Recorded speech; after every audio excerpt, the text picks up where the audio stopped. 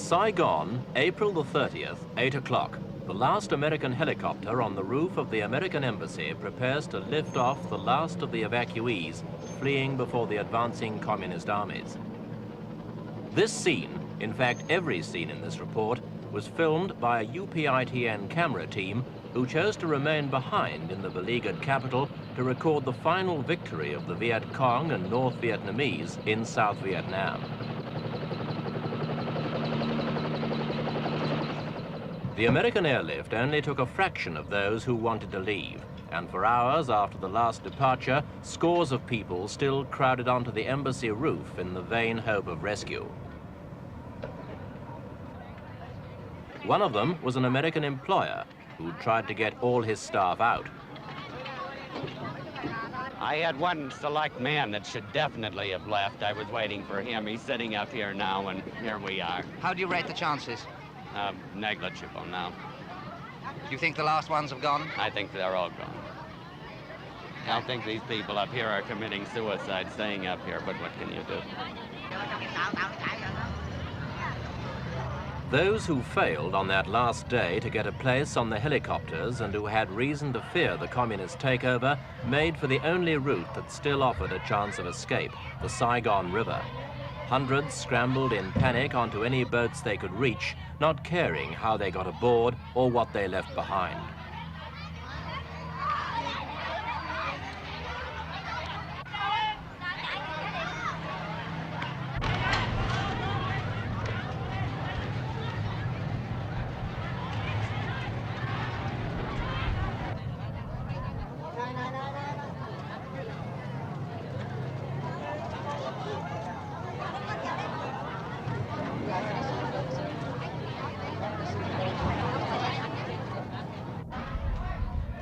For all of these people, it was in fact a voyage in vain. The communists had already captured the port of Vung Tau at the mouth of the river.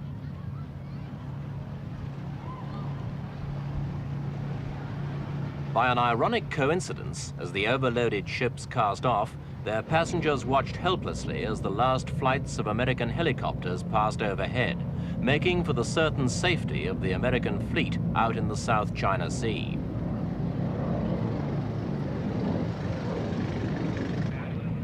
Back in the city, normal patterns of behavior broke down. In a climate of every man for himself, American homes, offices, and stores were looted of everything. The American embassy was ransacked in a matter of hours, despite a government warning that looters would be shot on sight.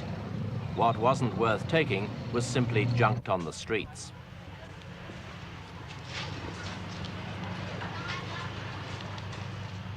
The junk wasn't just paper. The streets were also littered by small arms and other items of military kit thrown away by South Vietnamese soldiers. The discarded equipment even ran to tanks, some damaged, but some also abandoned intact by their crews as they fled before the communists.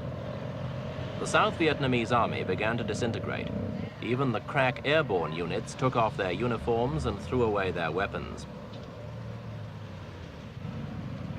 From the presidential palace, General Min ordered all troops to cease fighting, a decision that pleased at least one paratrooper we spoke to. I'm very happy that General Min come, see? So I see very happy. I cannot say anything now. You think it's right to stop fighting? Yeah, that's fighting? right, yeah. Because the Vietnamese people all the fight, but more than 25 years now. So now we don't stop fighting, you know. I'm very happy, you know, very happy for a whole lot of kids and me. All the people of the Vietnamese army. What are you going to do yourself now? Right now, if the peace, if I don't have the job, I can take care of one taxis, I can ride around, make the money every day for my wife and my baby. Everybody happy, don't want to fight anymore. Not everyone saw defeat so optimistically. This officer shot himself in front of the soldiers' monument a couple of hours before the communists entered the city.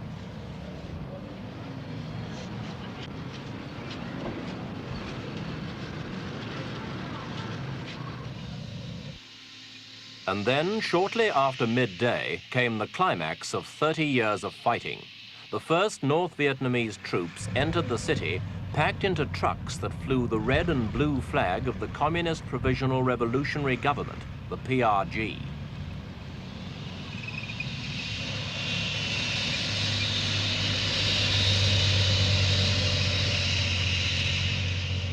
Minutes later, their Russian-made tanks smashed down the gates of the presidential palace and took up positions in the grounds. There was no resistance. South Vietnamese troops were soon flushed out and surrendered without a fight. So, on its final day, the communist offensive ended without bloodshed, but with a display of potential firepower that impressed even the most jaded observers of the war.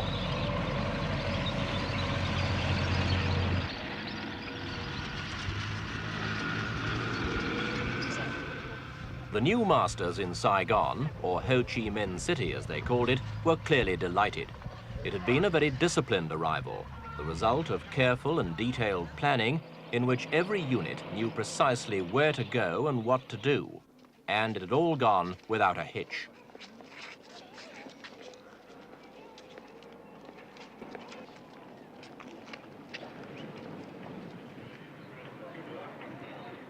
Inside the palace, General Duong Van Minh, Big Minh, South Vietnam's president for only 2 days, formally capitulated. He greeted his communist captors with the words, "You have come, the revolution has come," and then declared he was handing over power to people who deserved it more than he did. He was led away with his government ministers to a waiting jeep, consoled slightly by the knowledge that his surrender broadcast had, at any rate, avoided unnecessary bloodshed.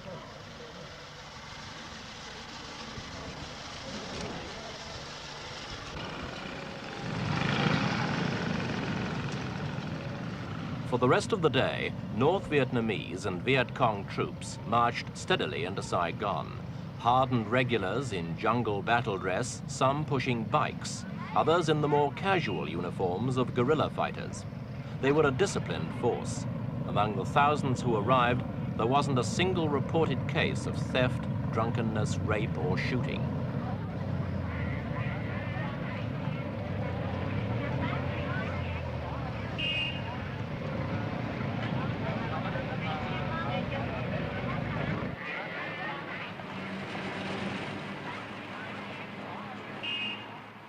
People who hours earlier had feared for their lives now turned out on the streets to cheer and welcome.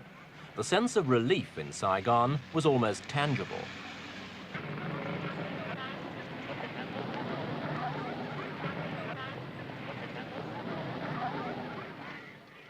The victors seemed as concerned to win the cooperation of the vanquished as the vanquished were to give it. And indeed, such cooperation was essential, since Saigon now had no police force to control day-to-day law and order.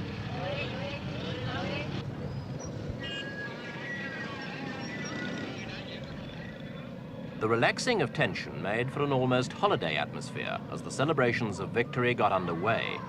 The first demonstrators on the streets were the Buddhists, many of whom had long opposed the military regime in Saigon and the involvement of the Americans in the war.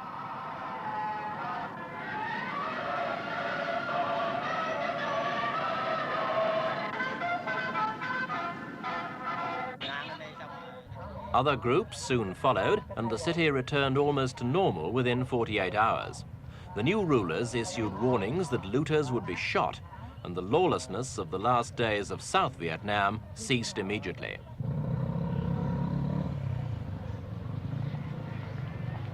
As the first day of peace for 30 years dawned in Vietnam, the banks and some shops remained closed. But in Saigon's markets, it was business as usual. Prices of meat and vegetables rose slightly in the first 2 days of communist rule and then leveled out. And the city's black markets continued to flourish. There were, of course, some changes. In the main market, traders were quick to peddle a new line in flags.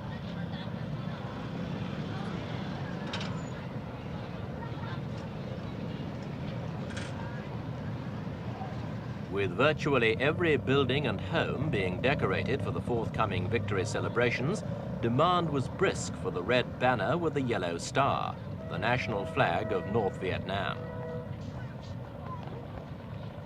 Lapel-sized liberation flags were also a popular choice, along with the ubiquitous posters of the man whose dream was now fulfilled, Ho Chi Minh.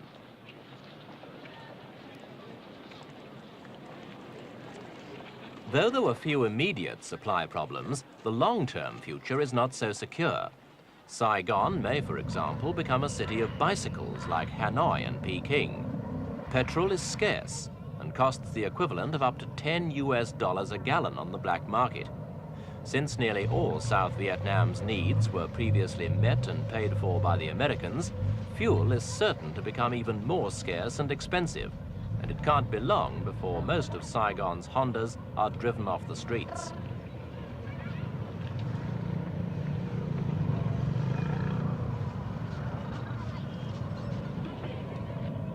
Another event to signal the change of regime, the pulling down of the South Vietnamese Army monument in front of the National Assembly building.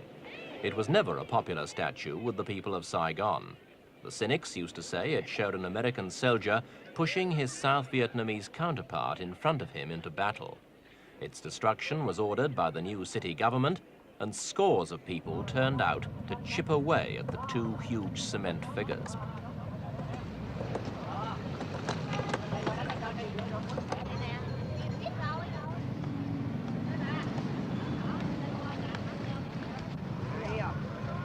After a couple of hours' frantic work, the monument was toppled amidst great jubilation.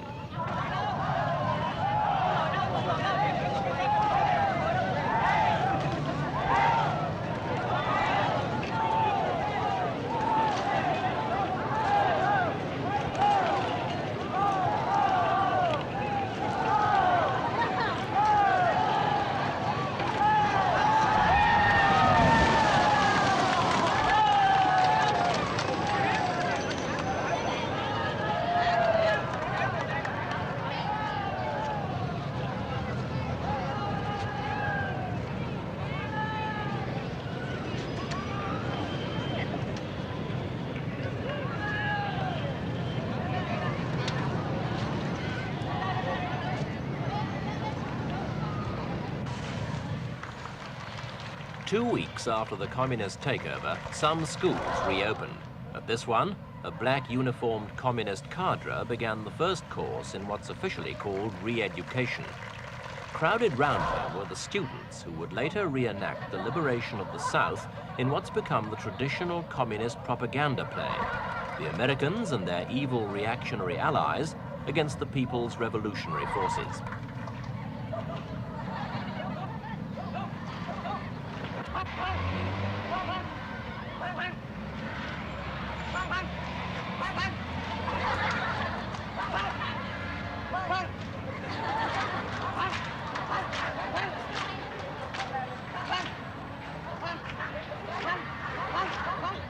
Other instructors were drilling children in rehearsals for the parades and demonstrations that would form a large part of the official victory celebrations to be spread over 3 days. In the past, many students avoided conscription, especially if their fathers had enough money to bribe the right officials. But Hanoi was calling the tune now, and everyone had to march to it.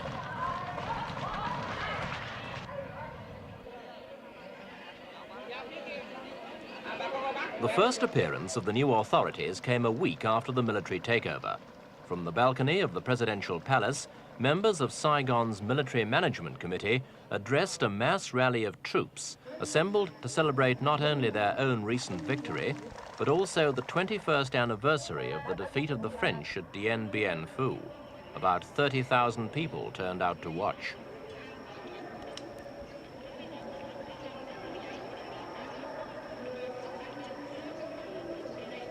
After the speeches, the inevitable parade, led by posters of Ho Chi Minh.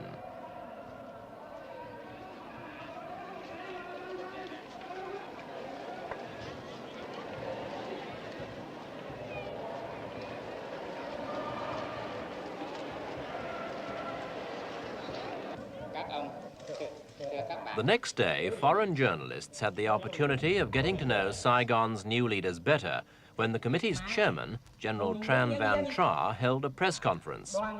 Through an interpreter, he left no one in any doubt that he'd taken over all aspects of the city's affairs. Closely united in their task, the revolutionary administration of the city will, together with the people, settle all problems and wipe out all difficulties. A week later, another rally introduced the Provisional Revolutionary Government itself. On the balcony, the North Vietnamese Army Chief of Staff, and next to him, the PRG's #1, Huyen Tan Pat. Then came North Vietnam's Le Duc Tho, who negotiated the Paris peace agreements, and Madame Binh, the PRG's foreign minister. All of them looked highly pleased as North Vietnamese tanks led the victory parade.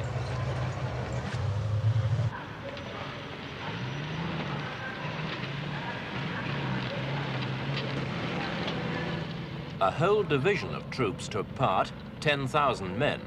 But as North Vietnam always maintained it had no troops in the south, every soldier in the parade wore the badge of the PRG.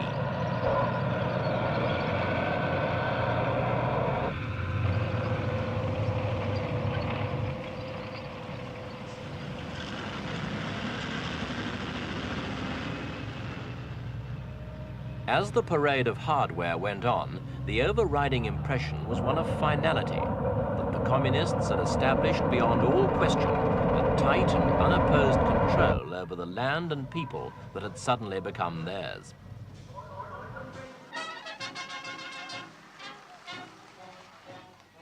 Without the huge American investment that supported its economy, South Vietnam will need the help of all its people to make the inevitable transition to a socialist system.